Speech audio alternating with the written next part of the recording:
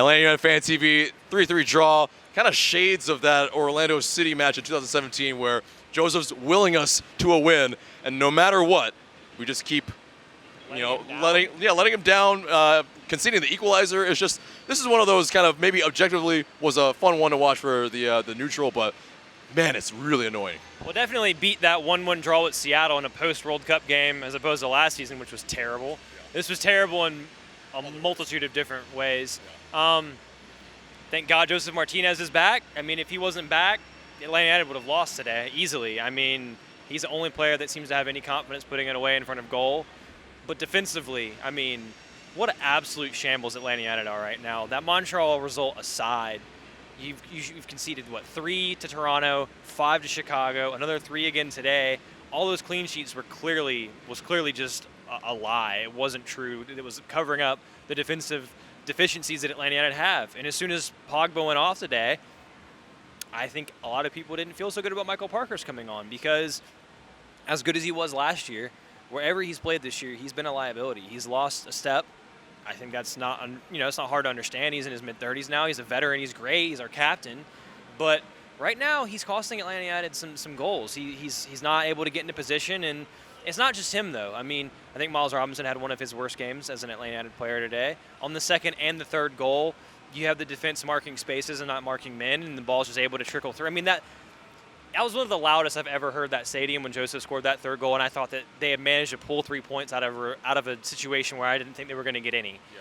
And then just to throw it away less than a minute later with that god-awful attempted defending. Red Bull's obviously going to pour players forward, so why does Atlanta not have players in the box sitting deep like teams do against us all the time? It was just... Well, you know what they say, right after you concede a goal, you're most susceptible, right? And that was definitely one of the cases. This is your biggest chance to beat Red Bull in the regular season for the first time.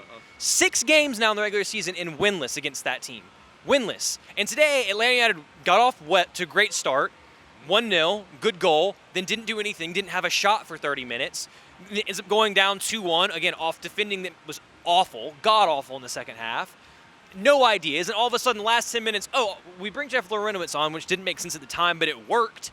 And then all of a sudden, now we're playing 1-2, so now we're fluidly moving through the middle of the park when we're down a goal. And then we get that goal, and now we're going again. Why is it we have to be losing to attack? Why? Why? Because clearly we can do it. It showed that we did it. You got 2 goals in the last 10 minutes of the game. There was other chances. There was a great ball from Nagbe into Miriam. Joseph barely misses it. All of a sudden, we know how to attack now in the last 10 minutes of the game. Mm-hmm. Frank DeBoer talked about at the beginning of the season needed to work on the defense. No, work on the attack. Because we're not going to win games if we're shipping 3 goals every time and not scoring. You can't count on Joseph to put the team on his back every game. It's ridiculous. This is a team built on attack, and we have, 27 goals in 19 games now. LAFC have 54. That's what we're used to. It's great if you can control a game, but when Atlanta has the ball, we have no ideas. There is clearly not a damn idea how to break down a team that sits deep. It's great. You can have the ball pass back and forth, sideways, sideways, sideways. There's no creators. PZ had a great assist today. He played well in the first half, had a good goal on the break. We don't ever play on the break because when we have the opportunity to, most of the time, we put our foot on the ball and then control it.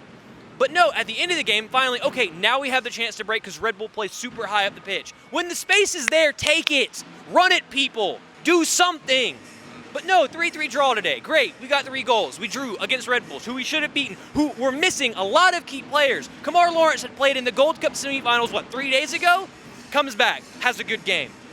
Atlanta was pretty much at full strength, missing Barco and Tito, but aside from that, everyone's playing well.